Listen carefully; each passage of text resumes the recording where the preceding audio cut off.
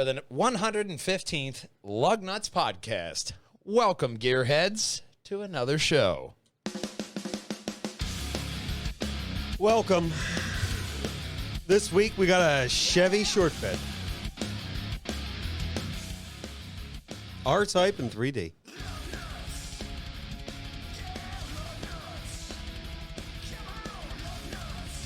Electric garbage truck. Wooden battery.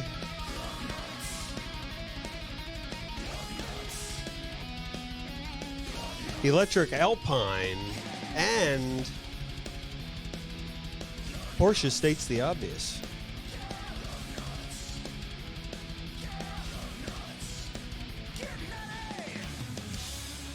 Play on my channel. Drive on Lugnutz. Right on over here to facebook.com/Lugnutz podcast, where you will find all of our Luggy and Nutty content. You can also hop over to pjandwh.com, where you will find all the links for all our podcasts. But the main thing I wanted to start off here in the beginning rant, I'd made the decision, check out a local establishment. It's been there since 1962. Phil and Jim's. Went down there, had a great conversation with the whole staff down there. Costo mentioned how he was interested in a podcast popping down there. So maybe this exact podcast may be going live from a very well and very established place in the future. We will have to see. But I definitely I told him we'd talk about them. I told him we highlight them. They've been there for a long time. Great food that has always been there. And it's a local Delco staple. We always highlight out the Delco businesses in the Perjangers and Wallhungers Media Network. So that's where I wanted to start off. But the first place we're going to start off story-wise is right here. Well, you don't see them much anymore. This is called a pickup truck. You might have heard about them. What's that?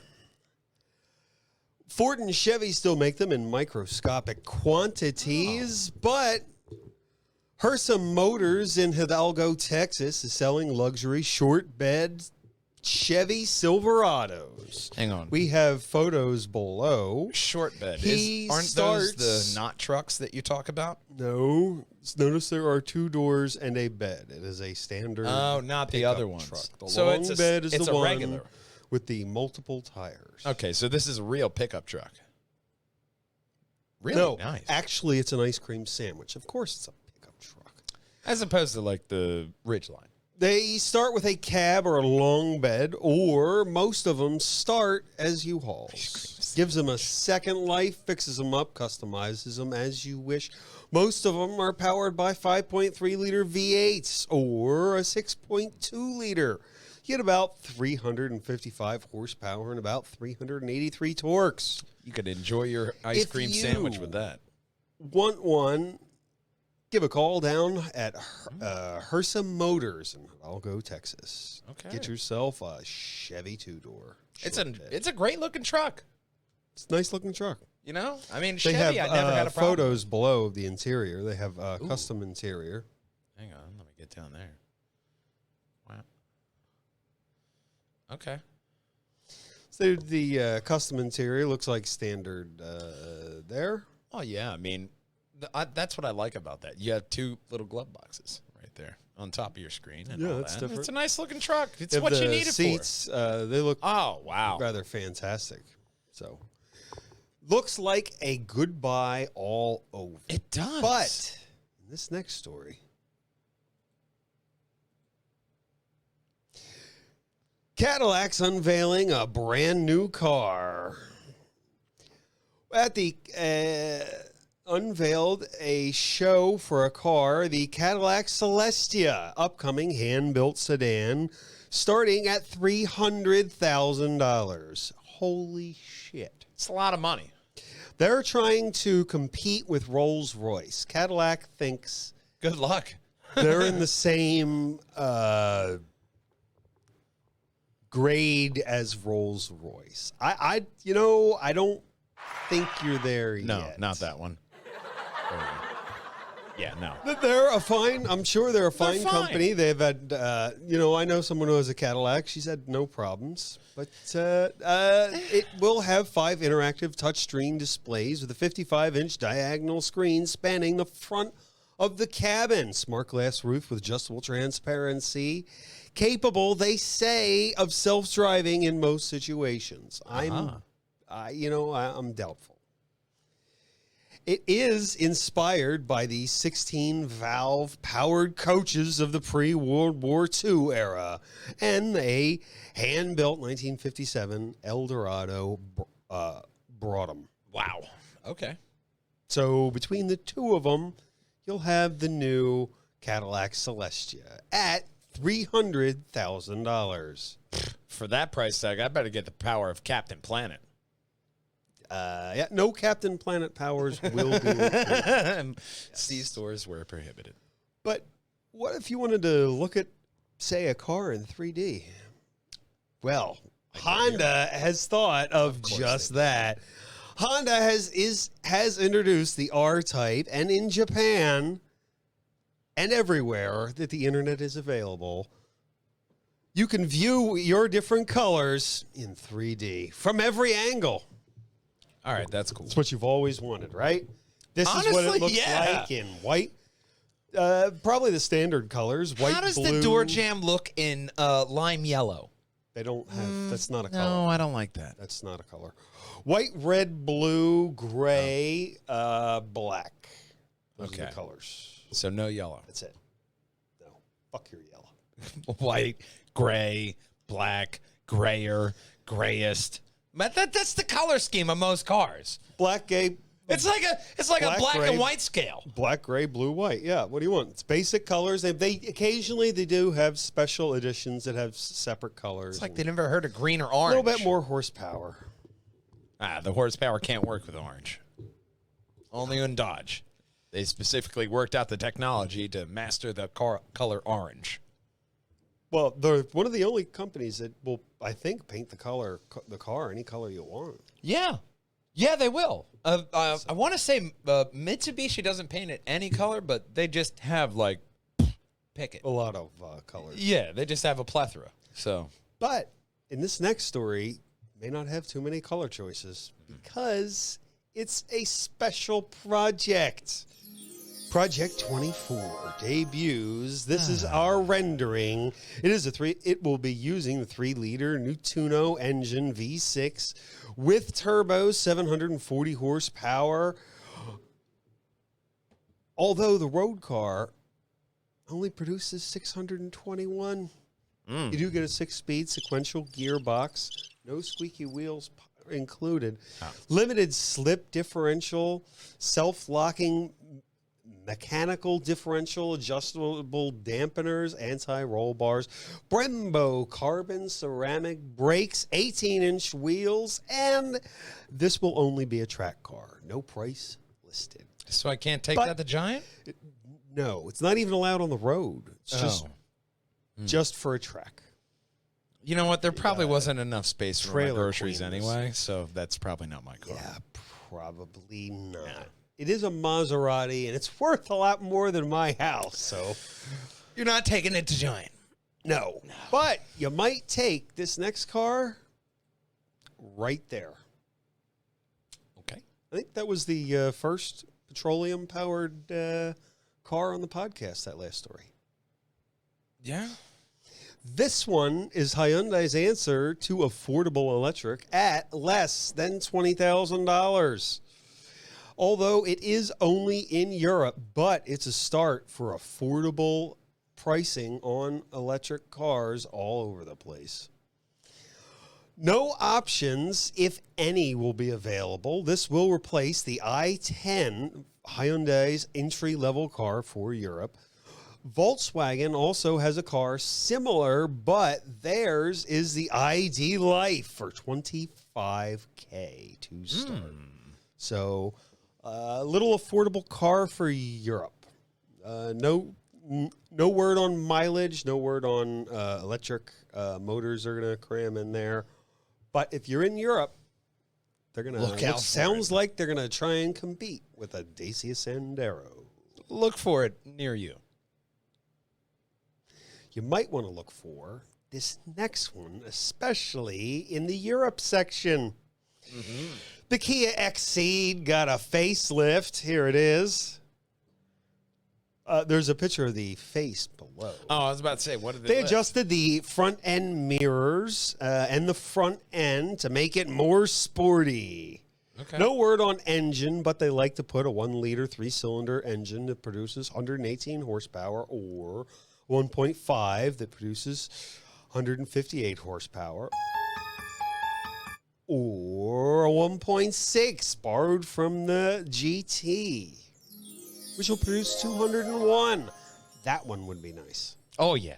That one would be. Hence the dream. Looks like Looks nice. great changes, They I got guess. green. Green, yes. We were just talking about colors. Green. Hashtag green. It's not my favorite color of green, but, you know, it's a start. Nah, yeah. You're getting there. You're getting there. It is. They look. It looks a lot like an estate. Yeah. Hatchbacks do. All those normal hatchbacks. I mean, that's the one promise we had for the Integra is that you're going to have a sedan hatchback, but then they messed it up with a CVT. Yeah. You know who won't mess up this next story? And it won't go in the garbage. Mercedes. Mercedes-Benz is adding a garbage truck to their fleet. Not only is it a garbage truck, it's an electric garbage truck. That's what the front of it looks like. Isn't it fantastic? It is fantastic. I love that Mercedes garbage truck. Garbage truck for municipal fleets, all electric, likely to have 2 liquid-cooled motors making 443 horsepower and a peak horsepower of 536 with a 2-speed transmission. You can get 3 or 4 battery packs at 120. Yep. You can get 3 or 4 battery packs at 112 kilowatt hours, fast charge, just like the e-Acros, which is the other truck. They have a side view lower there. There you go. It looks like a garbage truck. Yeah. Charges from 20 to 80 in 1 hour. That is 1 battery pack, by the way. With 4 battery packs, it'll go 249 miles on a charge. That's impressive. Now, that also brings me to Matt Mann's tip of the day. Everybody comes into a garage or shop and say, hey, there's something wrong with my motor. This right here, that is a motor. You have an engine. That's the difference. That's Matt Mann's tip of the day. Well, do you have any tips for wooden batteries? Use I know, roof all about this. Use next lacquer story. thinner? I don't know. This isn't it. No. It is. Try again. This. There we go. Wood. You ever get wood in the car? Not like this. Volkswagen backed Northvolt partners with Solta Esso to develop batteries using wood. Not just any wood. Wood from Nordic forests. I'm sorry. This is where that should go. Nordic forest wood. Company described Gotta have good Linga. hard wood, man. Linging as a plant-derived polymer found in the cells of dry land plants. Okay. Trees will compose 20 to 30% of which binds the battery, Okay. of the binder. Wood batteries. I never would have thought. Wooden. Thor not needed. Wood needed. Well, you could power it with wood here. I would love to see how this works. Yeah, man. Who didn't think of a wooden battery before? They do say they'd like to be the first company that sources the battery I'm telling you, man. entirely from raw European materials. I'm going to make a battery made of wood. Better yet, it's sustainably forested Yeah. Well, in a sustainably managed Yeah. forest. So sustainability is the key, especially when you're talking about batteries. Because everybody's key on the battery thing, especially with electric, because you have to mine those materials to get those batteries. Yeah. So if you have a sustainable battery that you could just grow, I mean, that's a no-brainer. Yeah. Well, I'm sure there is some mining that's involved, but Yeah, a little bit. sure. But wooden batteries coming in your future. Wood Navy. Oh, no, I got a splinter from my battery. Maybe you don't like splinters. Maybe you like camping. Sure, why not? Maybe camping. No, No. not in a Hang on. garbage truck. No camping in a garbage Well, truck. now I got to keep it in. Maybe you might like some camping. Maybe. UK Camper Shop, Sussex Camper Vans is retrofitting lithium batteries to its all-electric, to an all-electric NV200 camper van hybrid. Sync. All right. Yeah, it's a little down. camper van hybrid, 35 miles to the gallon, potential range of 500 miles. 50L compressor, fridge, cooktop, LED light, USB, and 12-volt outlet kitchen block. Has extra storage, seats 4, and sleeps 4. Very closely. 58,825 is where it starts. I mean, people are snuggling together. They You get have 4 shipped in them. that van. They have been shipping them all over the world. I bet. It's very versatile. It has a lot of They uses. originally wanted to do an all-electric version, but they're working on it. This is for someone who wants to go camping but doesn't want all the... Look, you just want to go camping with 4 of your closest buddies and be close the entire time because Yeah, you're that's sleeping right next to each other. your clean energy car that's powered. It's got a nice little Michael. pop-up, though, up there. That's nice. Give you a little extra room, little ventilation. Well, Looks why like do a you have this fantastic- door? Just It's so you can a bar. What, so you can wash your hands? It's a bar. All right, bar. But you might Grab not some want of to this bar this next story.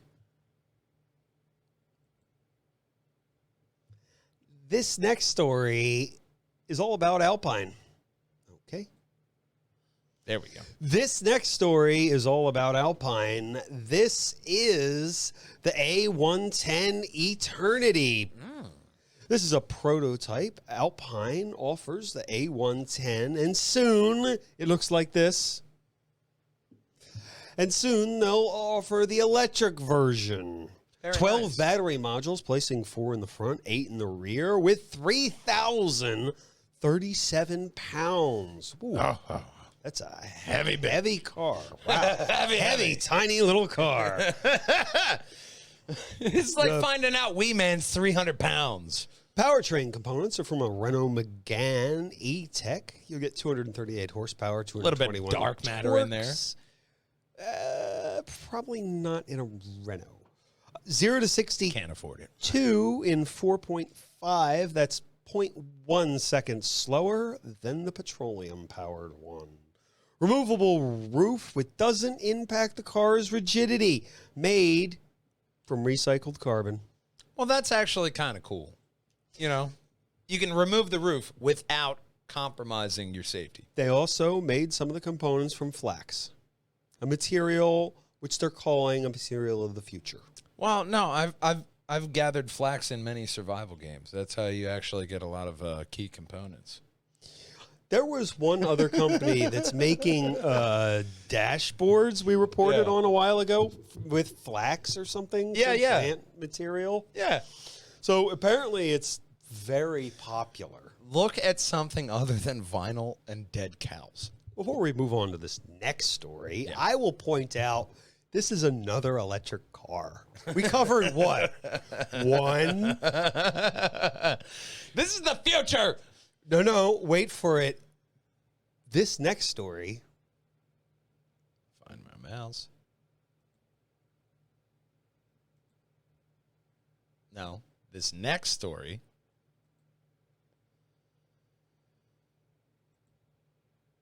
There we go. This next story, Porsche would like to let everyone know that electric vehicles are going to be profitable in the long run. You don't say. In the long run, they're going to be profitable. In the long run, I've talked almost exclusively about electric cars and one-track car that you can't drive on the road. Yeah. Like, thanks, Porsche. Porsche's going all electric by 2031. But if you want to go all electric or all petroleum or carbon-based or not carbon-based, hop on over to our Facebook site and our website, PJ and WH. Facebook.com/Lugnutz Podcast. That's where you'll find us going live. You'll find all the finished, polished material that, man, it just makes us look even better. And you'll find that on pjandwh.com or our YouTube page. And, of course, it does not matter if you drive a Dacia or a Renault. Nothing rolls without Lugnutz. We'll see you next week, gang. Drive on! Don't stop at one rough. You gotta go with multiple roughs, man. It's the M segment! Mascot, hero time, Blinky Robot. It's hot. It's hot. I know. You're trying. You're trying. Just like trying to tune over to the Triforce podcast this Tuesday. A lot of big stuff. A lot of big stuff. Comic-Con happened. A lot of stuff happened. We want to see you then. As well as seeing you next week, loyal wall jangers, for another Lugnutz podcast right here. Until then, drive on. Bye-bye. Drive on Lugnutz. I couldn't even pull up pjandwh.com right before this podcast. The weird browser glitch continues on only the Mac computer. And the only thing old man and myself could think of is recent events, maybe some kind of malware attack. No idea. But we can go live. In theory. F1 race. Big crash. And a very big disappointment on one end. A lot of cheers, though, for Lewis Hamilton, for obviously P2 and George Russell P3. Yep, big day for the Silver Arrow. And much deserved, man. I mean, how much of, like, I know myself. I am a Lewis Hamilton fan because you made me that way.